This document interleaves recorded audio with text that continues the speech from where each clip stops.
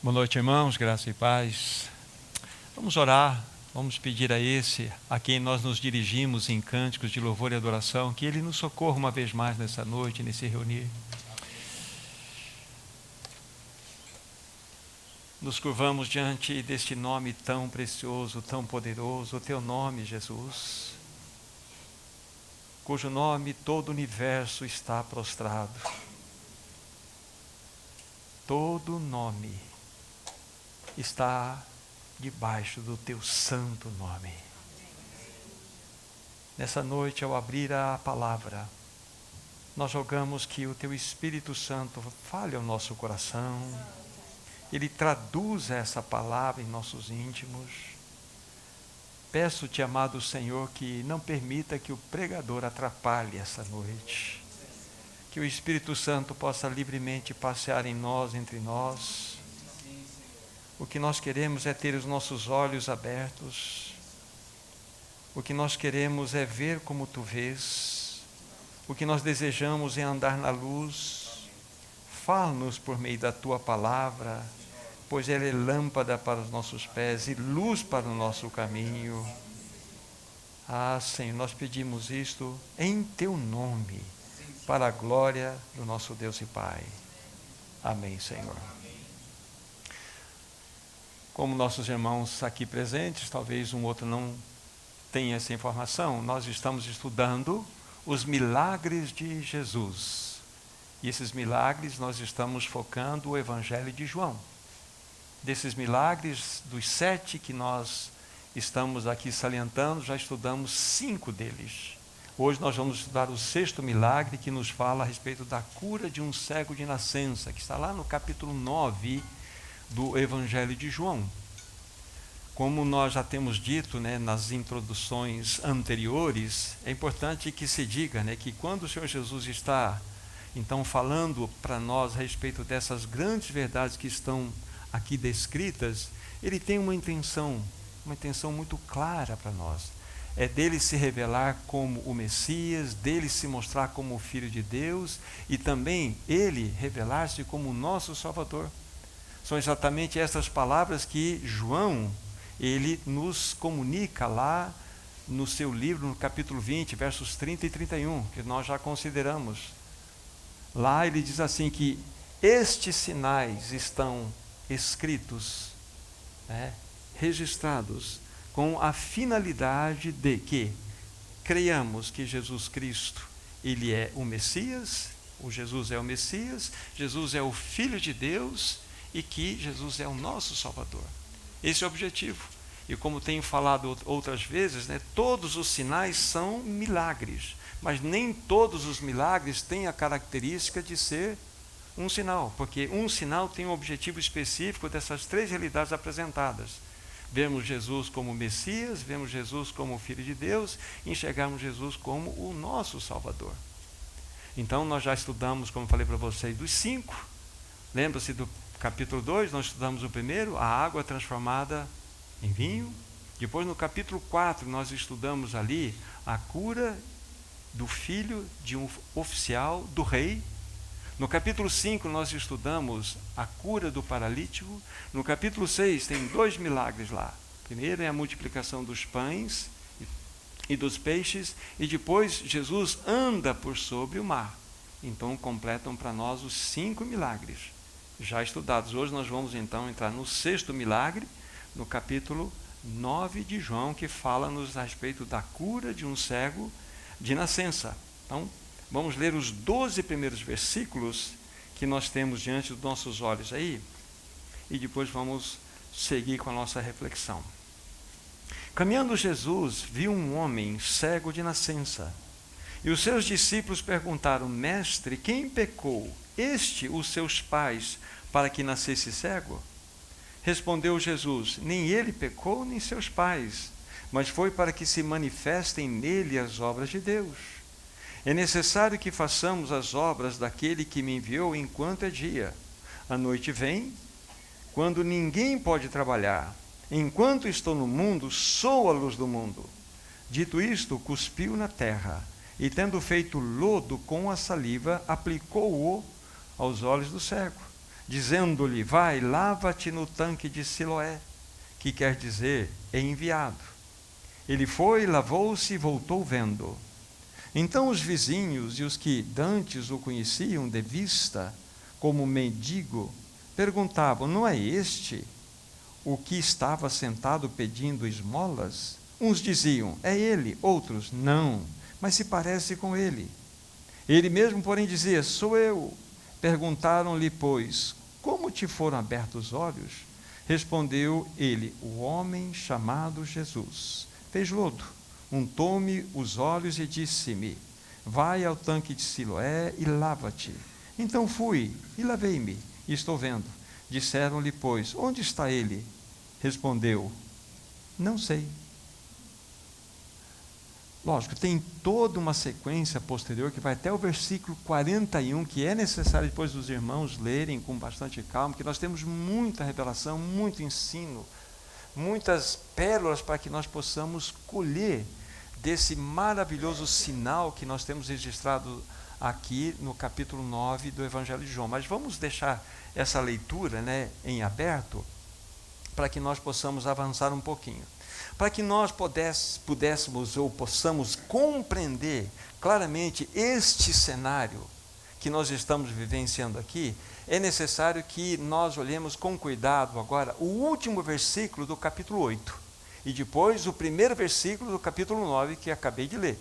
Então, o último versículo do capítulo 8 é o 59, diz assim: então pegarem pedras para atirarem nele, mas Jesus se ocultou saindo do templo.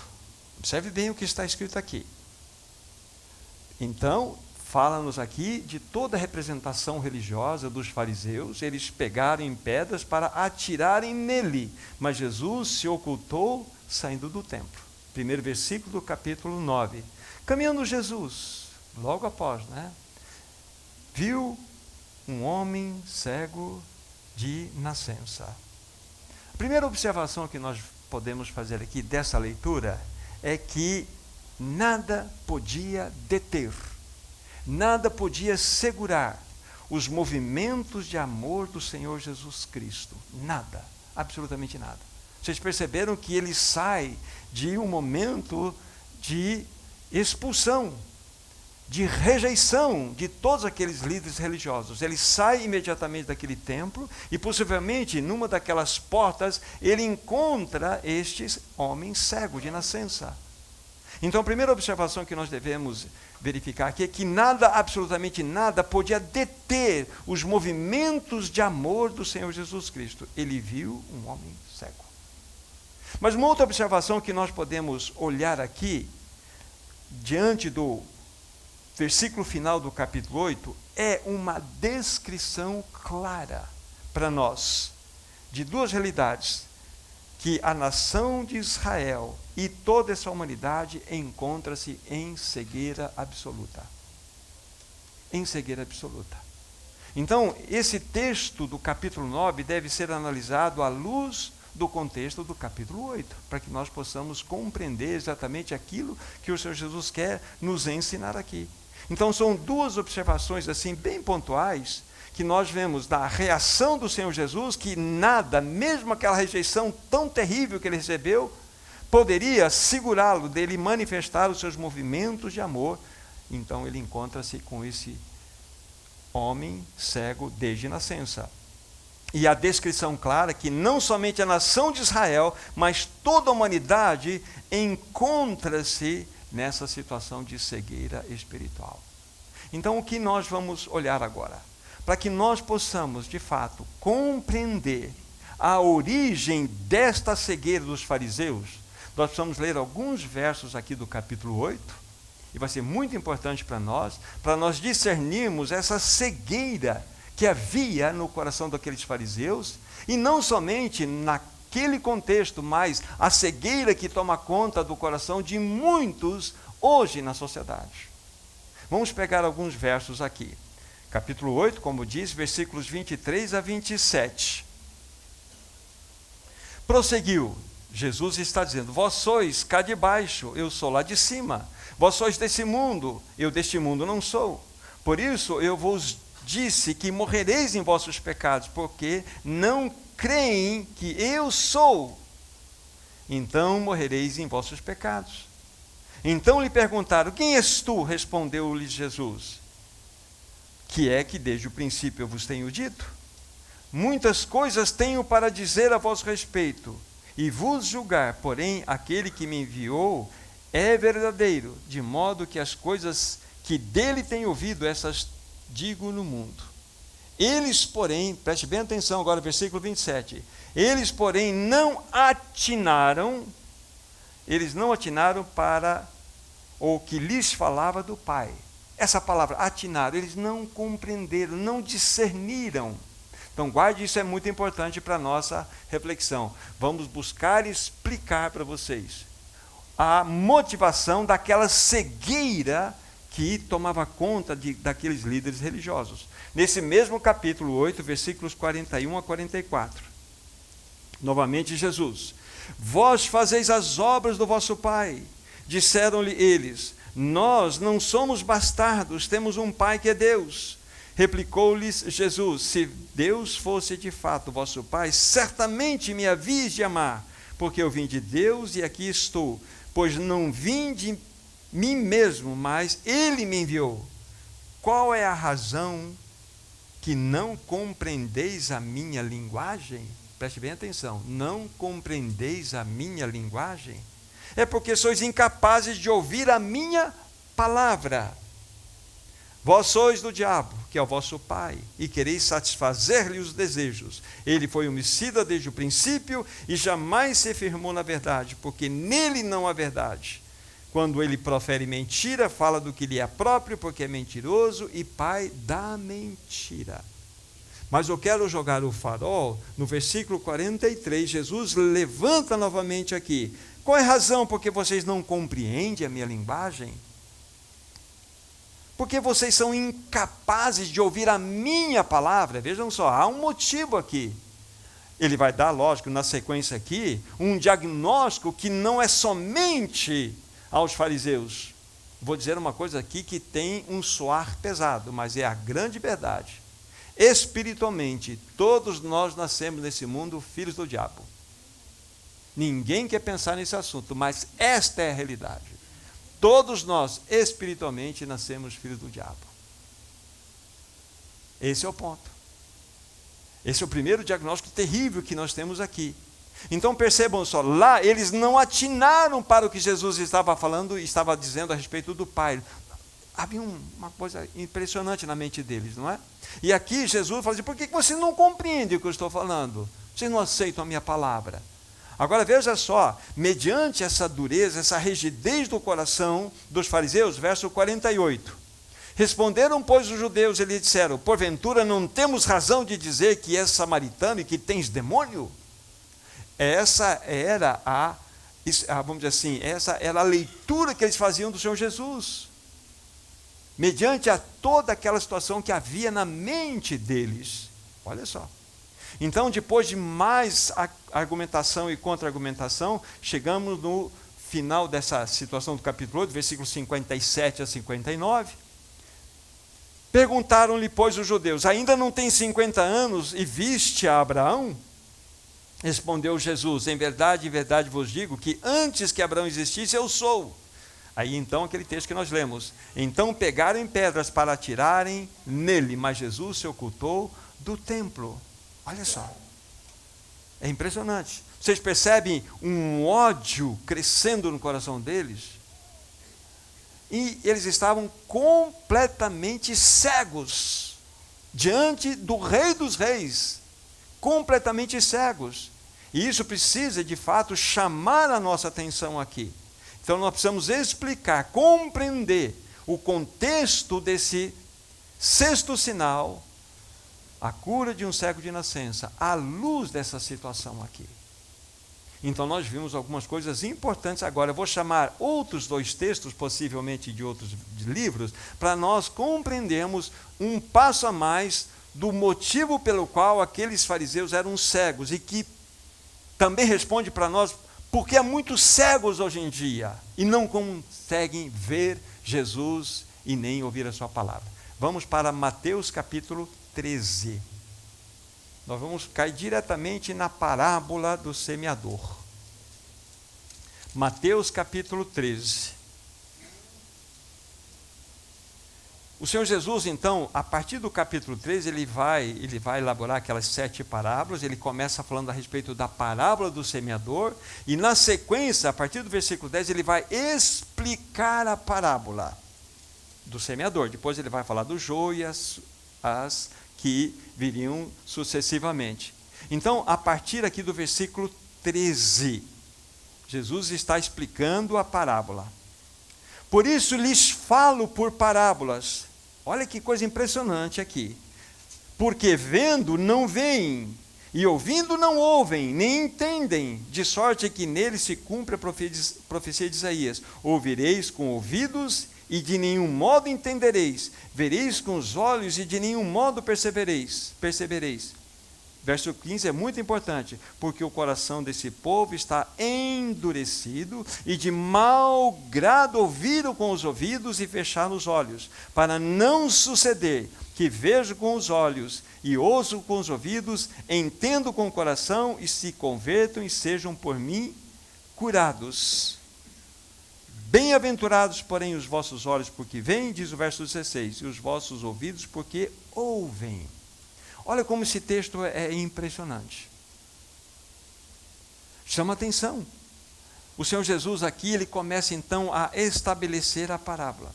Se você analisar o livro de Mateus até o capítulo 12, Jesus, ele falava abertamente, com palavras diretas aos judeus. Palavras diretas.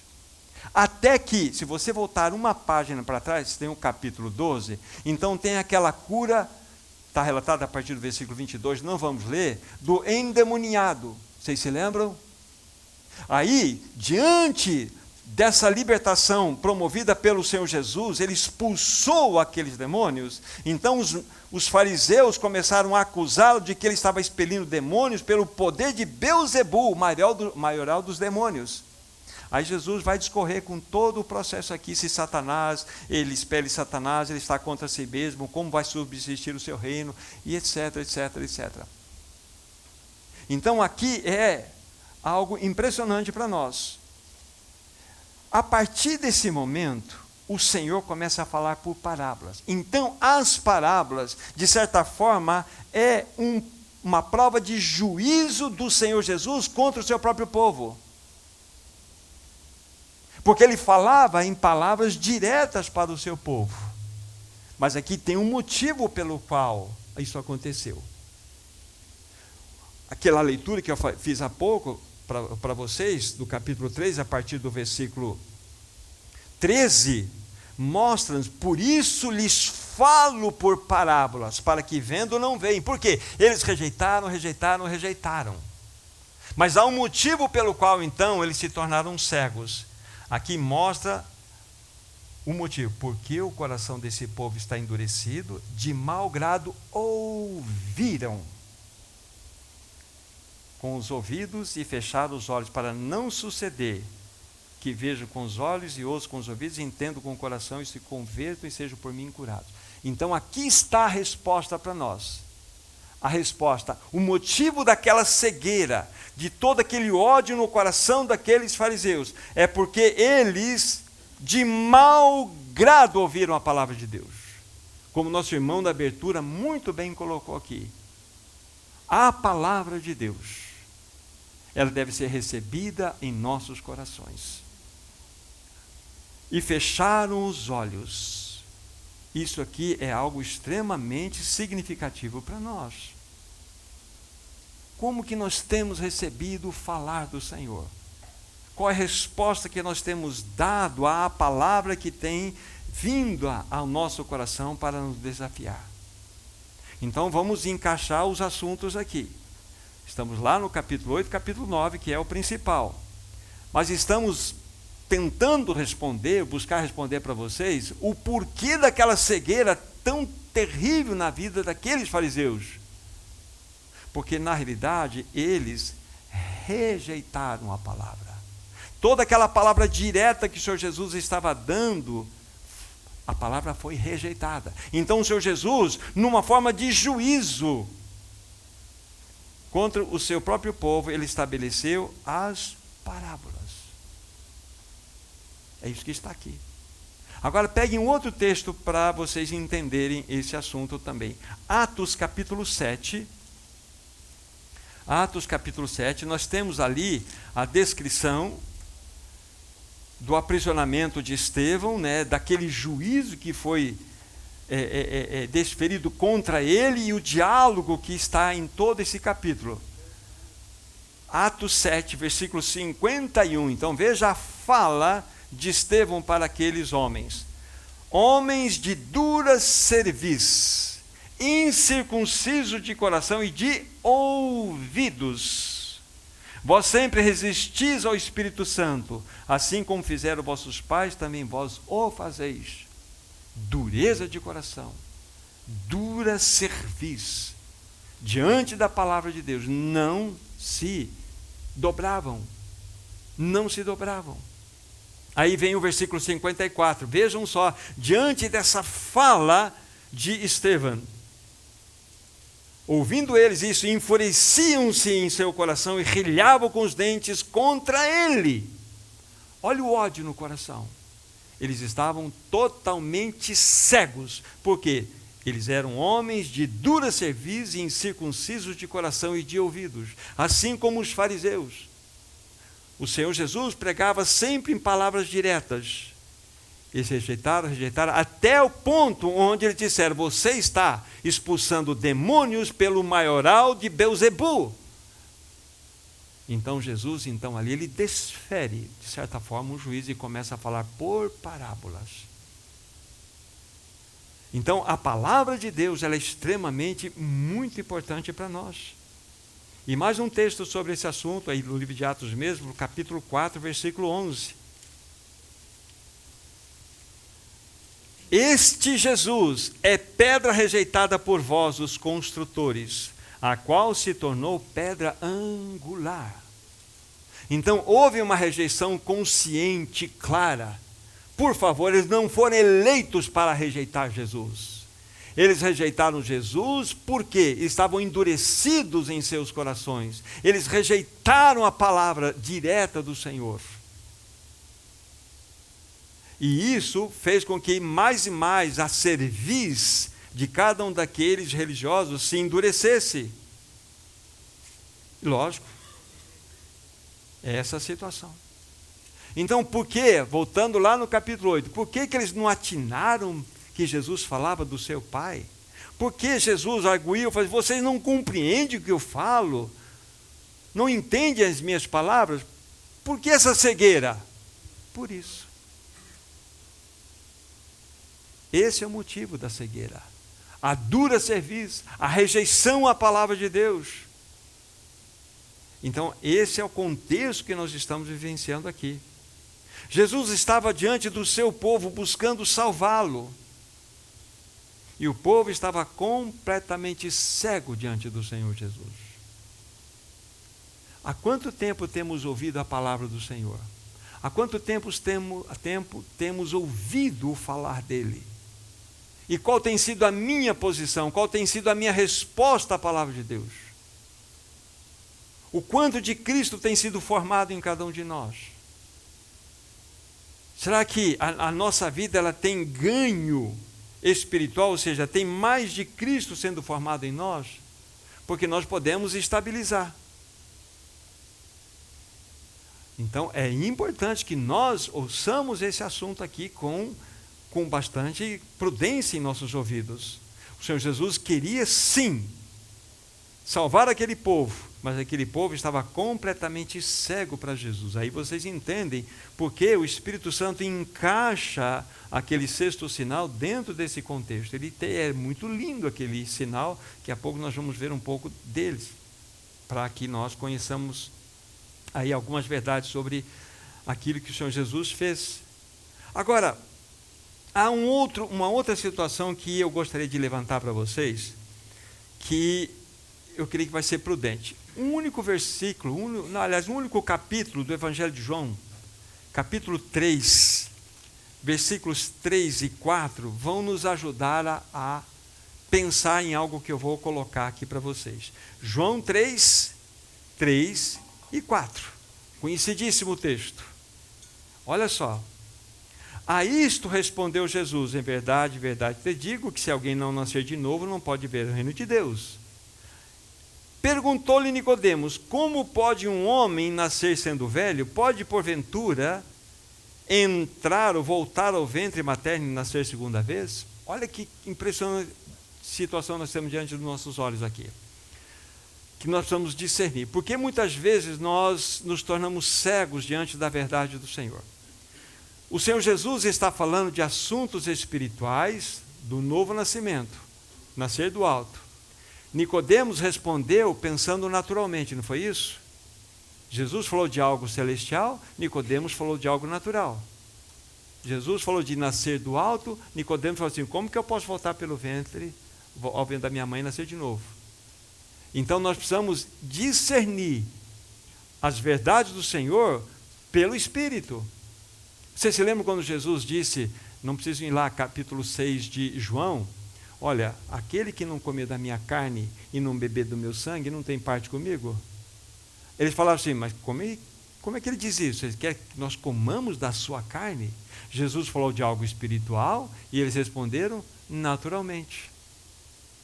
Então há duas maneiras aqui que nós vemos que nós devemos olhar para a palavra de Deus. Uma, nós devemos dispensar, que é o modo natural, e olharmos para ela com o governo do Espírito Santo sobre nossas vidas e compreensão, para entendermos a luz do alto. Então é nesse contexto, né, que o sexto sinal, voltem lá para Evangelho de João capítulo 9, ele é colocado aqui. Que fique claro para o nosso coração aqui, o motivo da cegueira, né, o motivo do ódio daqueles judeus, daqueles fariseus, né, aquela cegueira não era outro senão exatamente o que nós abordamos aqui. Eles resistiram à palavra do Senhor, eles não ouviram a palavra do Senhor, rejeitaram a palavra do Senhor, e isso os tornou de fato cegos para os assuntos espirituais. Entra então agora a descrição dessa linda, vamos dizer assim, sessão que nós temos aqui, que é a cura do cego de nascença. E aqui nesse sinal nós encontramos aqueles maravilhosos, vamos dizer assim, aspectos dos sinais. Ver Cristo como Messias, Cristo como Filho de Deus e Cristo como o Salvador. Agora, diante desse quadro, nós vamos pegar os versículos 1 a 3 e vamos olhar um pouquinho para ele nesse momento. Vou ler novamente. Caminhando Jesus viu um homem cego de nascença. E os seus discípulos perguntaram: Mestre, quem pecou, este ou seus pais, para que nascesse cego? Respondeu Jesus: nem ele pecou, nem seus pais, mas foi para que se manifestem nele as obras de Deus. Lembre-se, sempre que nós analisamos esse texto, temos a bênção imediata sobre a vida deste homem que era cego desde a nascença. Mas tem a aplicação maior, que não somente era para aqueles judeus, como para todos nós. Isso mostra-nos, né, a realidade não só na nação de Israel, como toda a humanidade. Somos aqueles que nasceram cegos espiritualmente e que precisamos da luz. Simples assim, tá? Então, eu estava afirmando, esse cego, ele de fato descreve para nós, ilustra a condição espiritual de cada um de nós. Assim como o pecado, né, é a causa final de todas as doenças, há muitas questões secundárias que promovem uma doença, mas a causa final sempre será o pecado. O pecado é a causa final, é inicial e final de todos os problemas. Mas as causas secundárias, elas se multiplicam na nossa vida. Por que nós ficamos doentes, etc. Por que pegamos gripe? São causas secundárias, mas a origem nos aponta para uma única realidade, a questão do pecado. Da mesma forma, o pecado também nos incapacita de vermos a luz de Deus. Nós nascemos cegos espiritualmente, quanto aos assuntos celestiais. Estamos, conforme nós dissemos há pouco, nós estamos mortos espiritualmente. Estávamos mortos em delitos e pecados. Esta é a realidade. Então, quando nós pensamos aqui, esses 3 versos aqui, quem pecou? Pensem nessa palavra pecou. A palavra pecado aqui, vamos dar um destaque nela. O pecado trouxe ao mundo toda tristeza, toda dor, toda miséria, todo o mal que nós possamos imaginar. E o pior dos males não é outro senão a morte. A morte. A morte. Quando, assim permitindo o Senhor, vamos estar trabalhando o último sinal, que é a ressurreição de Lázaro, o versículo mais curto da Bíblia é: Jesus chorou. Se você olhar essa palavra chorou, ela não é aplicada a nenhuma outra pessoa, só a Jesus. Só Jesus. É a palavra específica para Jesus ali. Por quê? Porque Jesus foi o único que sentiu de modo profundo a devastação, a malignidade, a tristeza, o mal, a dor, o sofrimento da morte. Foi ele. Quando ele esteve diante daquela situação, ele não somente, lógico, chorou em virtude do seu amigo Lázaro, era uma verdade, mas ele viu além dessa situação a causa de tudo aquilo. Então, a palavra chorou que encontra-se ali, ela é exclusiva para Jesus. É uma demonstração de um sentimento único, de toda a devastação, de todo o mal, de tudo aquilo que a morte trouxe para a humanidade. Isso levou ao choro. Então, quando nós olhamos nessa primeira palavra em destaque aqui, quem pecou? Então, o pecado tem essa consequência terrível. Trouxe todos os males para a sociedade que nós imaginamos. Há um texto na Bíblia que vocês conhecem, Romanos 5,12. Por um homem entrou o pecado no mundo. Pelo pecado, a morte. A morte passou a todos os homens, porque todos pecaram. A coisa mais certa é que cada um de nós tem um vírus chamado morte em nós. Por incrível que pareça, meu netinho que nasceu em 2 meses, ele não nasceu para viver, ele nasceu para morrer. Que triste isso falar, né? Não é uma verdade? Mas essa é a realidade da humanidade. Por isso que a única maneira de nós sairmos dessa condição é conhecermos Jesus como a luz do mundo. Aquele que traz vida ao nosso coração. É o único que pode verdadeiramente nos tirar dessa condição. Agora, o segundo aspecto da leitura que nós fizemos desses 3 primeiros versículos é buscar entender o porquê os discípulos fizeram essa colocação para o Senhor Jesus. Vocês perceberam aqui? Os discípulos perguntaram: mestre, quem pecou? Se ele nasceu cego, como que ele poderia ter pecado? Quem pecou? Este ou seus pais para que nascesse cego? Como assim? Vocês percebem aqui que havia dentro da cultura, não só ali dentro dos judeus, mas era uma cultura grega também, um pensamento de transmigração de alma, ou seja, a alma sendo como pré-existente. Nem todos criam, mas havia uma corrente que cria sim. A pré-existência da alma. Aí uma colocação para vocês: quando que nós surgimos como pessoas? Como que uma alma nasce? Nós devemos entender, é quando o espermatozoide se une com o óvulo, forma um ovo e aí tem as multiplicações. Ali nasceu uma vida. Ali você surgiu na história. Você não é pré-existente, não existe isso.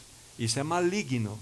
Era um pensamento, era uma corrente, até dentro da filosofia grega, algumas correntes, em outros lugares, e também de muitos judeus. Tanto é que, juntando com esse pensamento, existia a teologia da retribuição. Lembra da história de Jó? Os famosos 3 amigos de Jó? Jó estava na pior, estava sofrendo de toda forma. Aí chegaram os amigos, deram um tapinha nas costas e falaram assim: Jó, sabe que você está assim? Alguma coisa você fez, você pecou contra Deus. Você pode vasculhar a sua vida aí, que isso é a mão de Deus pesando sobre você. É a teologia da retribuição. Deus só pode abençoar aqueles que fazem coisas boas para Ele. Deus só pode atender aquelas pessoas que fazem o adequado. Esse era o pensamento. É uma teologia completamente equivocada. Então, quando eles viram aquele homem cego, com certeza eles pensaram, quem pecou isso? Seus pais, porque havia uma herança de pecados.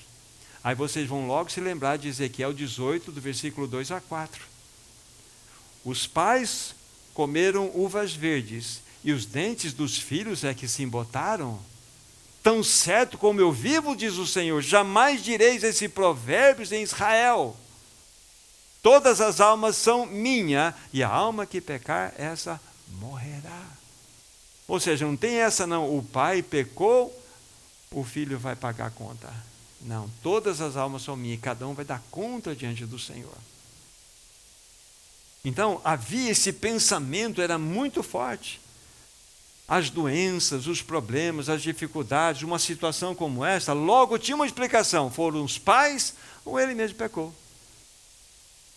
Mas Jesus, ele já quebra todo esse pensamento, nem ele nem os seus pais, mas para que nele se manifestassem as obras de Deus. Então Deus permitiu essa circunstância. Está dentro do contexto da permissão divina. Então aqui fica claro, era um falso conceito que eles tinham. E Jesus então corrige os seus discípulos nesse assunto. Aí versículo 4 e 5. É necessário que eu faça as obras daquele que me enviou enquanto é dia. A noite vem quando ninguém pode trabalhar. Enquanto estou no mundo, sou a luz do mundo. Aqui Jesus está falando do seu próprio ministério. Do seu próprio ministério. Ele veio como luz no mundo. Não preciso ir lá, mas eu estou indo para Isaías, do capítulo 9, versículo 2. Vejam só que profecia linda, já achei aqui, eu vou colocar para vocês. O povo que andava em trevas, viu grande luz, e aos que viviam na região da sombra da morte, resplandeceu-lhes a luz. Jesus era a única luz existente nesse planeta Terra. Todos os demais estavam em absolutas trevas. Então, ele é a luz do mundo. Então era necessário que enquanto fosse dia, ou seja, enquanto ele estava exercendo o seu ministério terreno, ele pudesse exercer toda a obra do seu Pai. Essa é a ideia que o texto quer nos mostrar aqui.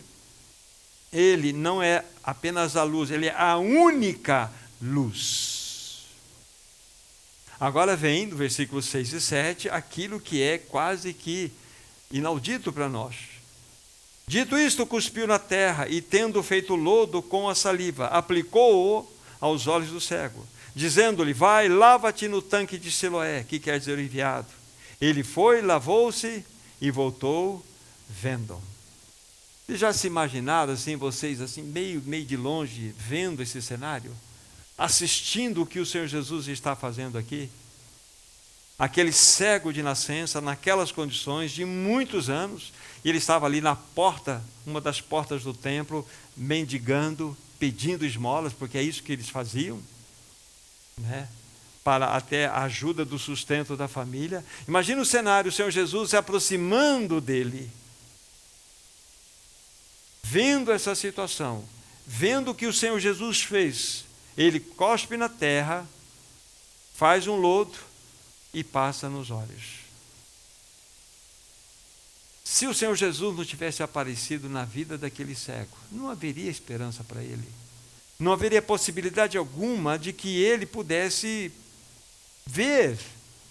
Dia após dia, ele estava naquela rotina de levantar cedo, ser conduzido à porta do templo, juntar o seu dinheirinho, alguém vai buscá-lo, leva para casa, e assim era uma rotina dioturna dele. Vivendo em mendicância, pobreza, sem nenhuma esperança, mas Jesus apareceu. É assim que Jesus faz conosco, ele aparece. Mas fala a verdade, que método estranho, né? Já pensaram nesse método estranho do Senhor Jesus? Se você for pesquisar, você vai encontrar várias interpretações para isso. Nós não vamos verificar essas possibilidades. Mas se você estudar o livro de Marcos, nós não vamos fazê-lo agora, no capítulo 7 e no capítulo 8, tem 2 registros lá onde o Senhor Jesus usa saliva. No primeiro aspecto era um surdo e gago.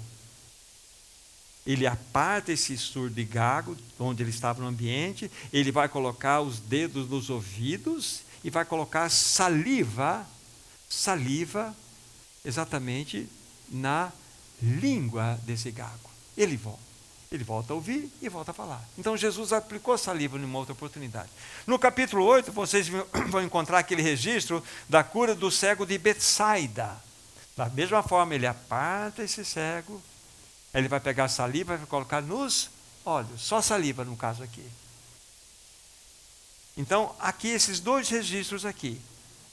Agora, quando você olha no capítulo 9, o Senhor Jesus, ele vai pegar, o primeiro elemento que ele pega para aqui é a saliva, que vamos colocar um elemento divino.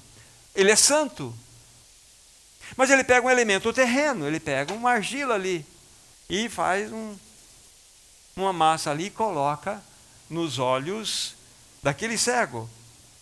Mas ele não para aí. O que ele vai falar assim? Agora você, lógico, ele vai ser conduzido, você vai ao tanque de Siloé, que significa enviado, e se banha. Aqui é o contexto de que estamos vendo aqui. Há um elemento divino, há um elemento terreno, e há uma ordem dada pelo Senhor Jesus para que ele se dirigisse à fonte de Siloé. Então isso envolve alguns aspectos interessantes para nós aqui. Possivelmente, isso aqui são questões das possibilidades, possivelmente todo o globo ocular daquele cego foi restaurado.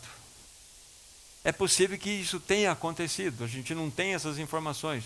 Não era apenas, talvez ele teria até, mas possivelmente até o globo ocular dele foi reconstituído plenamente. Seja uma forma ou outra, nós vemos o milagre do Senhor aqui. Mas nós poderíamos criar uma situação daquele cego, diante daquilo que o Senhor Jesus fez para ele ter uma reação contrária. Porque pensa bem, ele já, possivelmente um homem de mais de 40 anos de idade, possivelmente, então, é muito difícil nós julgarmos isso do coração dele, mas ele poderia ser uma pessoa extremamente revoltada com a vida, uma pessoa completamente, indiferente com todas as coisas. Ele poderia ser uma pessoa amarga, amargurada com todo aquele processo. E diante daquilo que o Senhor Jesus então fez para ele, ele poderia sim dizer: ei, que história é essa aí? Você vai cuspir no chão, pegar lodo e passar no meu olho? Ainda manda que eu vá lá na fonte de Siloé? Que história é essa? Então entra 2 coisas que são amigas inseparáveis: fé e obediência. Qual que é o cenário que nós temos? Ele foi crendo e voltou vendo. É assim que a palavra de Deus chega a nós. Então o Senhor, veja bem, ele, como em outras situações que nós analisamos, ele usou várias outras formas de estabelecer a sua cura. Ele falou, ele curou à distância, ele impôs as mãos, ele tocou. Aqui ele usou dessa forma, dentro desse contexto. Dentro desse contexto. Vocês perceberam que há um elemento dele, divino, há um elemento da terra, a fé e a obediência. Então nós precisamos olhar para a palavra de Deus quando nós a recebemos e nos posicionarmos. O Senhor Jesus não vai obrigar ninguém. A salvação não é algo imposto, a salvação é algo que é doada. A salvação é doada, é algo que é um dom divino. E eu preciso receber. Vem a esfera, o elemento divino, vem a salvação. E eu preciso receber essa salvação. Eu preciso ter uma atitude diante dela. Minha compreensão é exatamente esse o movimento que está acontecendo aqui. Jesus poderia tomar um outro caminho, mas ele é Deus. E ela sabe, ele escolhe e coloca situações que nós temos pouca clareza, um pouco que a gente vai para lá, um pouco vai para cá, a gente pode até imaginar alguns movimentos, mas é assim que acontece. Sempre analisando à luz daquele contexto, por que esse sinal aqui foi registrado. Muito importante para nós. Então, quando a palavra de Deus chega a nós, que nos encontramos nesse estado de cegueira espiritual, então nós devemos recebê-la. Devemos nos render a essa palavra. E devemos reagir a essa palavra com fé e obediência. Aqui está. Então nós lemos versículos 6 e 7. Agora, versículos 8 e 9. Então os vizinhos, os que dantes conheciam de vista como mendigo, perguntavam: não é este o que estava sentado pedindo esmolas? Uns diziam: é ele, outros: não, mas se parece com ele. E ele mesmo, porém, dizia: sou eu. Olha só. Aqui nós temos algo maravilhoso, admirável, que fala-nos exatamente de uma coisa chamada testemunho. Testemunho. Os vizinhos, aqueles que dantes tinham visto em todo aquele processo, eles perceberam que algo aconteceu naquele cego. Ou seja, é impossível o Senhor fazer uma obra em nós e isso não ser visto pelos outros. Quando você estava em trevas, você ganhou a realidade da luz, você é luz agora. Então as pessoas da sua volta precisam ver que é luz. Nós não somos cristãos agentes secretos. Tem várias histórias assim, né? Duas pessoas se encontram numa reunião, falam: nossa, você por aqui, estudo com você há 5 anos, você nunca me falou que você era cristão. São agentes secretos cristãos. Se escondem.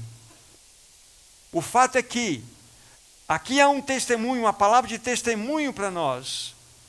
Ou seja, foi impossível ocultar o que aconteceu àquele cego, que tornou agora a ter uma visão clara. Era impossível não contagiar as pessoas à sua volta. É assim, Wagner, quando você nasceu de novo. É assim, Lincoln, quando o Senhor deu a graça para você do novo nascimento. O Lincoln tem a luz que habita nele, que é Cristo. Assim como a Rafa está ali. Cristo é a vida dela. Vamos dar luz. Cristo é. Ele é luz. Então aqui nós devemos verificar, há um testemunho lindo. É impossível quem encontrou com a luz não refleti-la. É impossível. Então esses 2 versos falam para nós dessa maravilhosa obra, que quando acontece um milagre em nossas vidas, as pessoas irão saber. E estou falando aqui do milagre do novo nascimento. É essa ideia aqui. O Senhor Jesus veio exatamente para trazer luz a nós, que nos encontrávamos na condição de trevas. Versículos 10 a 12. Perguntaram-lhe, pois, como te foram abertos os olhos? Respondeu ele: o homem chamado Jesus fez lodo, untou-me os olhos e disse-me: vai ao tanque de Siloé, lava-te. Então fui, lavei-me e estou vendo. Disseram-lhe, pois, onde está ele? Respondeu: não sei. Um homem chamado Jesus.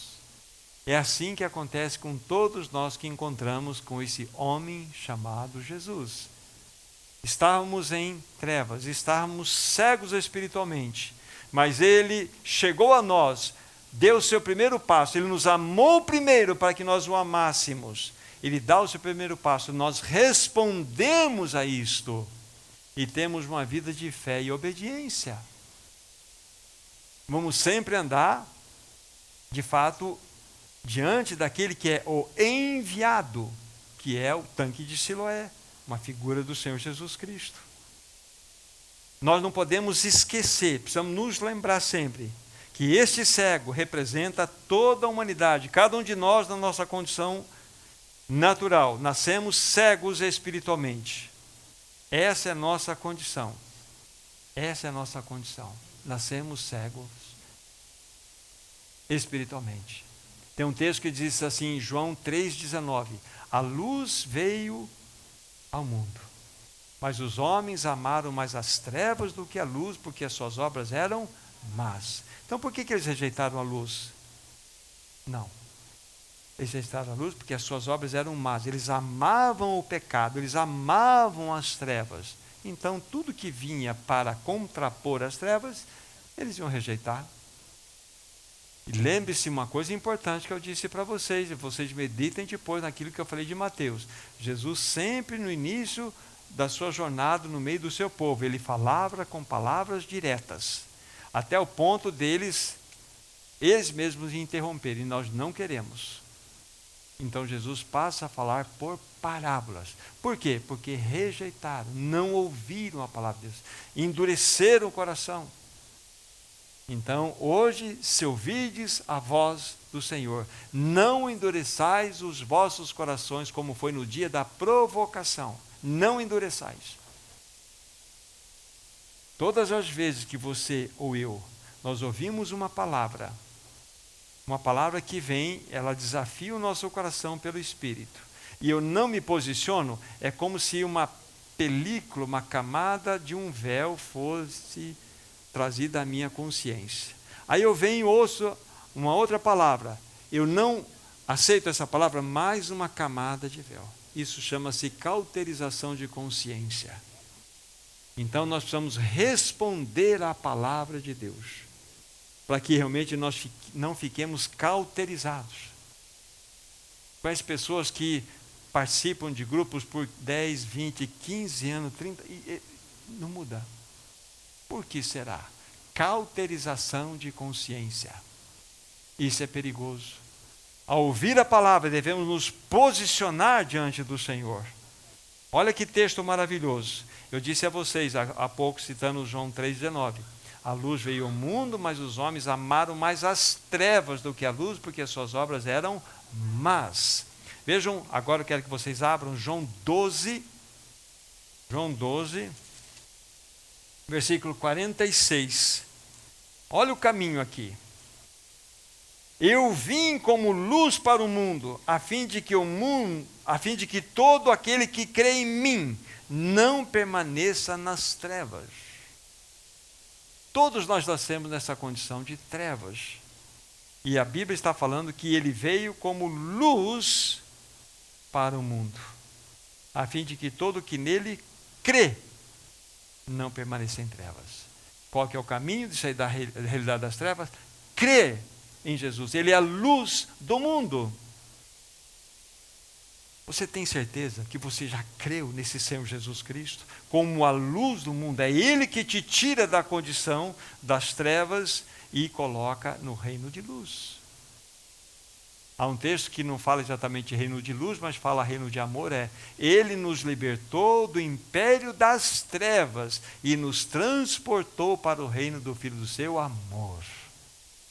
Então todos nós, falei para vocês, nascemos como filhos do diabo espiritualmente, nascemos em trevas, nascemos mortos para Deus, nascemos no império de trevas, e o único meio pelo qual podemos sair dessa realidade é olhando para o Senhor Jesus, que é a luz. Se nós cremos nele, ele tira-nos dessa condição e nos dá da sua própria vida. Precisamos crer no Senhor Jesus para sermos livres da cegueira espiritual. Foi um milagre aquilo que o cego de nascença experimentou, com certeza é um milagre, mas é um milagre também para nós que cremos no Senhor Jesus, sermos tirados das nossas trevas espirituais e sermos levados para o reino de sua luz. Volte para o capítulo 9, se vocês não se mexeram aí, capítulo 9 de João.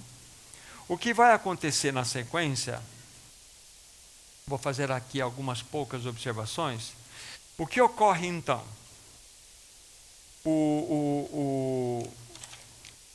Depois dele ter sido visto pelos vizinhos, por aquelas outras pessoas, o que fizeram com aquele cego? Levaram na presença dos fariseus. É o versículo 14, que nós não vemos, vou fazê-lo agora. E era sábado, o dia em que Jesus fez o lodo e lhe abriu os olhos. Pronto, era sábado. Aí mexeu com os judeus lá, mexeu com os fariseus. Então os fariseus, por sua vez, lhe perguntaram: como chegar a ver?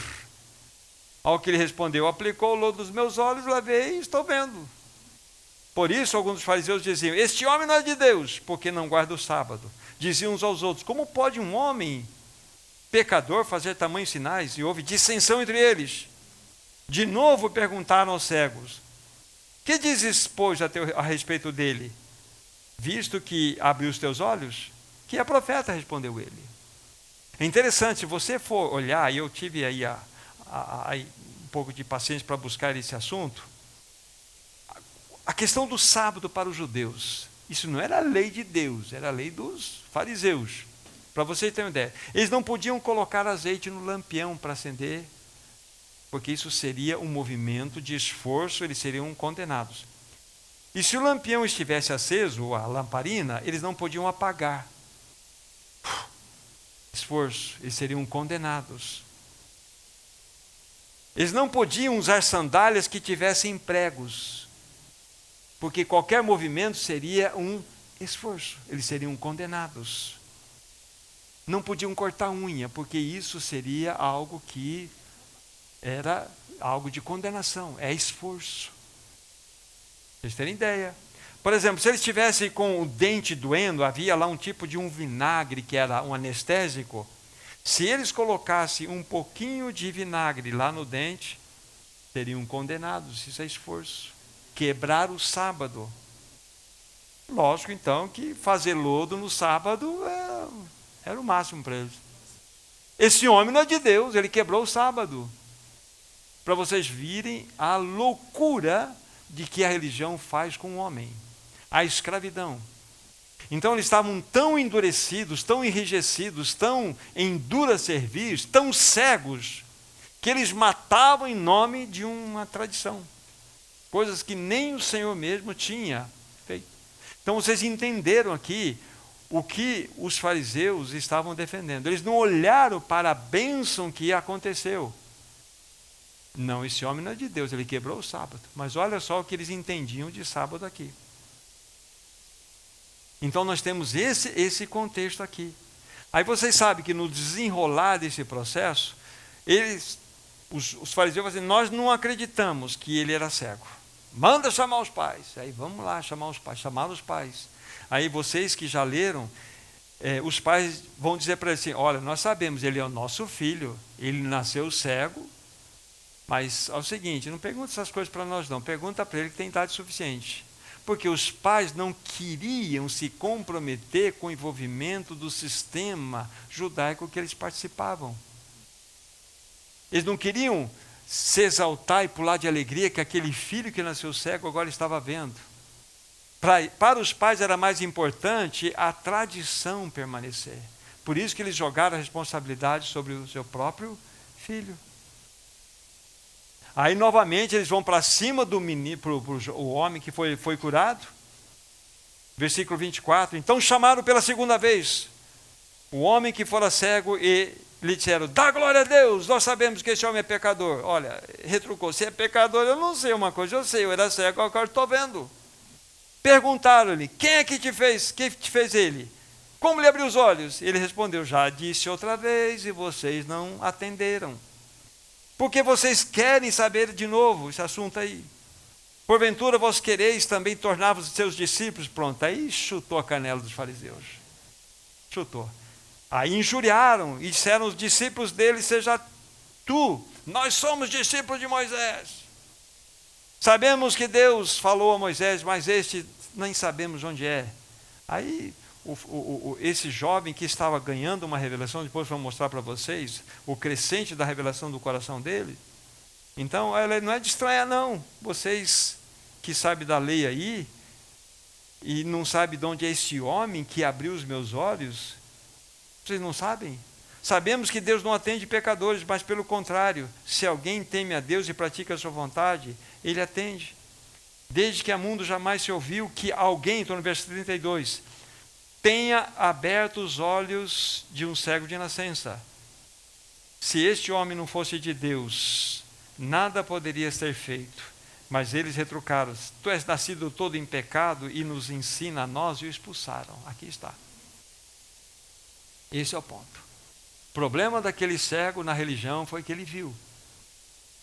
Se ele continuasse cego, ele seria muito bem aceito no sistema religioso. Mas quando seus olhos são abertos, o sistema religioso vai perseguir.